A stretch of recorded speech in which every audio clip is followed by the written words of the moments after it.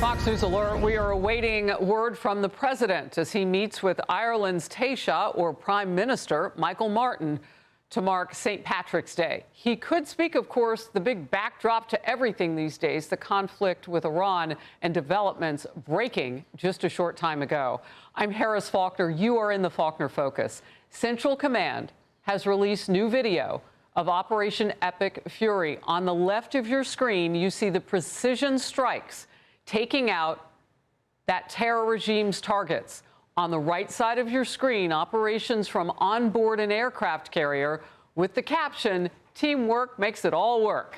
Indeed, it does. The very latest update from CENTCOM is this. U.S. airstrikes have hit more than 7,000 regime targets so far. 6,500 combat flights have taken off during the mission, and strikes have destroyed or damaged more than 100 terror regime military vessels. President Trump on the mission. We hit them so hard like nobody's ever been hit. We hit them very hard, and we've extinguished most of their missiles. We've extinguished most of their drones. We've extinguished most of the places where the missiles and the drones are built. We've fully extinguished 2 layers of leadership. Israel has announced today joint strikes with the United States have killed 2 more top Iranian officials. And that is a huge headline. One of them was leading the regime's National Security Council. The other was the leader of a brutal force tasked with slaughtering all those protesters. Retired Navy Vice Admiral and former Deputy CENTCOM Commander Mark Fox is coming up in focus. First, let's go to Chief Foreign Correspondent Trey Yingst in Israel. Trey. Harris, good morning. Significant strikes overnight. The Israelis say they took out Ali Larijani, the de facto leader of Iran, the man who was the secretary of Iran's Supreme National Security Council. And he was even in the streets of Tehran on Friday, directly threatening President Trump and the United States. Today, he is dead, along with another top commander in a separate strike against the besieged forces. This is a wing of Iran's IRGC. And Gholam Reza Soleimani, the man responsible for ordering the crackdown on protesters earlier this year, was also taken out. An Israeli official tells me more than a dozen besieged officials and commanders also killed with him. Israel's Prime Minister Benjamin Netanyahu speaking today about the success of these operations. We are destabilizing this regime in the hope of giving the Iranian people the opportunity to remove it. It won't happen all at once, and it won't happen easily. But if we persist, we will give them the opportunity to take their fate into their own hands. Earlier today, the Israelis launching a fresh wave of airstrikes against the Iranian regime. You can see in this video released by the IDF on Sunday, these strikes have pummeled Iran for the past 2.5 weeks as this operation continues. All of this taking place as the Iranians are responding with ballistic missile fire toward Israel and using their proxies to target U.S. interests in the region. Overnight, an Iran-backed Iraqi Shia militia targeted the U.S. embassy in Baghdad with rockets and drones. You can see on the horizon here in Baghdad that explosion. The proxy Hezbollah in southern Lebanon launching new attacks overnight against northern Israel. This is the community of Nacharia. And there were a significant amount of rockets fired over the border. 6 people injured there. President Trump over the weekend was asked about the possibility of a deal with the Iranian regime. Now into the 3rd week of this bombing campaign, what would that deal look like? What are the ask that you're making of the government? They want to make a deal. They're talking to our people. I don't know if they say that to you. Maybe they do, maybe they don't. Don't forget, they are a country that for years, I didn't know this until recently, they're a country based on disinformation. And now they're using disinformation plus AI. And that's a terrible situation. That's a terrible situation. The Israelis focused on Iran, but also looking at Lebanon, where they launched new strikes against the Dakheh neighborhood of southern Beirut. Some of the aftermath of those strikes you can see here. Israeli ground forces are moving deeper into southern Lebanon to try to reduce this threat from Hezbollah. And Harris, we do have some new information for you here. The Israeli Transportation Authority at this moment is considering closing the airspace over Israel tonight.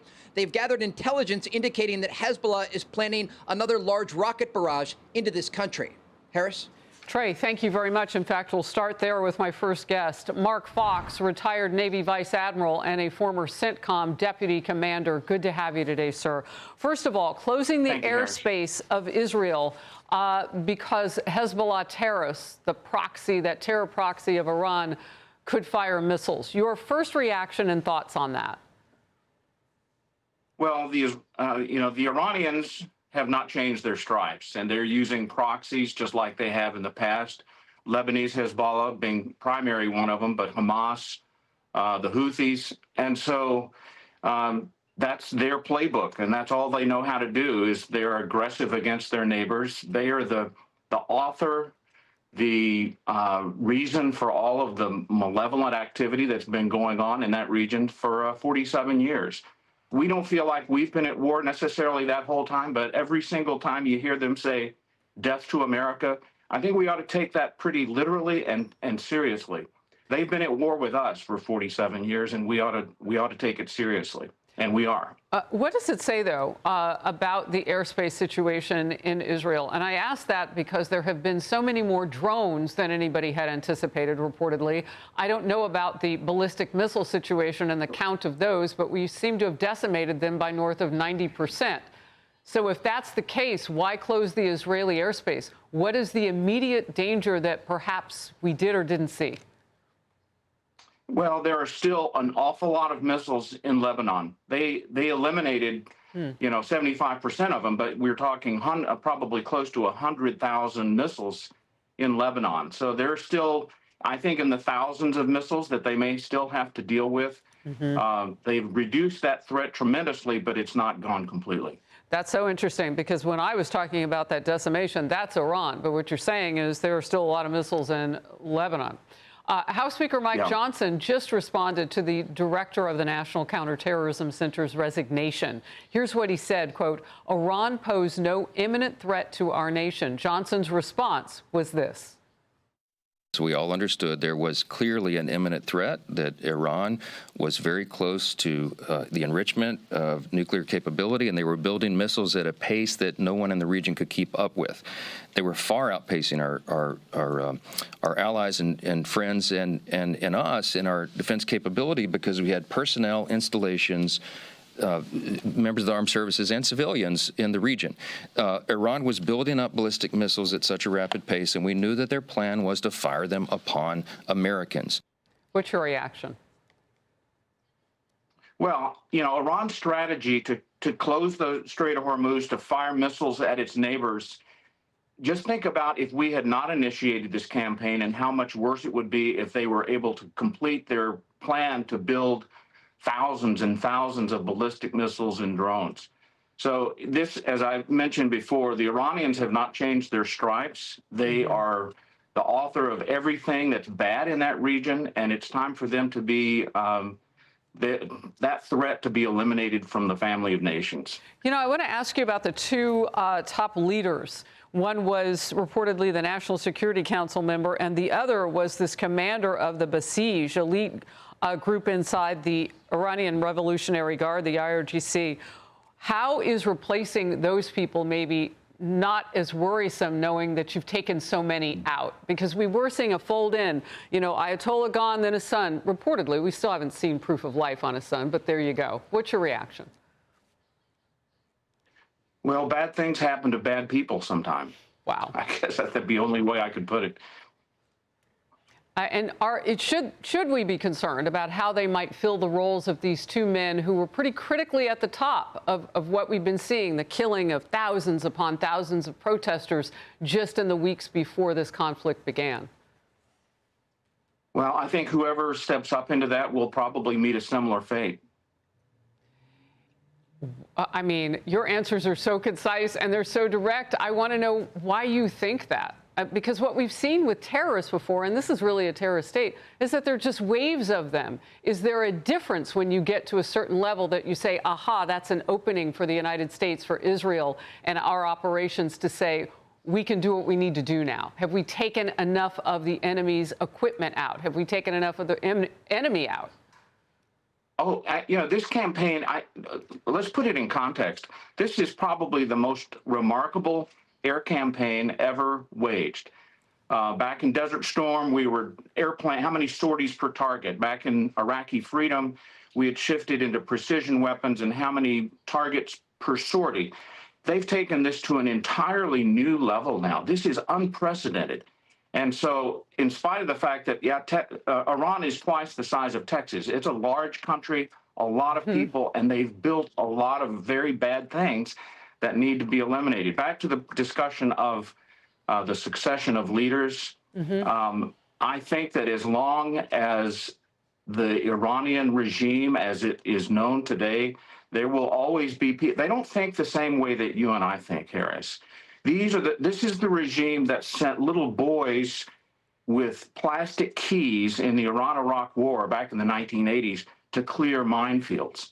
That was they sent little boys out to die to clear minefields, and they gave them little keys to the kingdom. That's the kind of people we're dealing with. So we may have to kill a lot of them in this regime to be able to accomplish our objectives, but we must not grow weary of doing what we know is right. Look, the Strait of Hormuz, last question. Is there a way to tackle that? Our allies are so slow in Europe to get on board with what the president is asking them to do. Your last thoughts on that? Well, the Strait of Hormuz it's a solvable problem, but it takes time. The geography is set. It is what it is, and we need to have an absolute godlike awareness of what's going into the water. I haven't seen or heard any reports of mines going into the water, and we've also destroyed their small boats and their mine layers. So I think, in terms of mines, I think we're probably okay. But the ships that have been damaged have been hit by these drones and by coastal defense cruise missiles, and we still need to continue to eliminate them. But if you look at how many weapons that they're expending as opposed to what they started with, the curve is in the right direction. We are eliminating their ability. Vice Admiral Fox, thank you so very much for being with me. I can't wait to have another discussion. Be sure to like and subscribe for all the Fox News latest on YouTube and catch full shows streaming now on Fox One.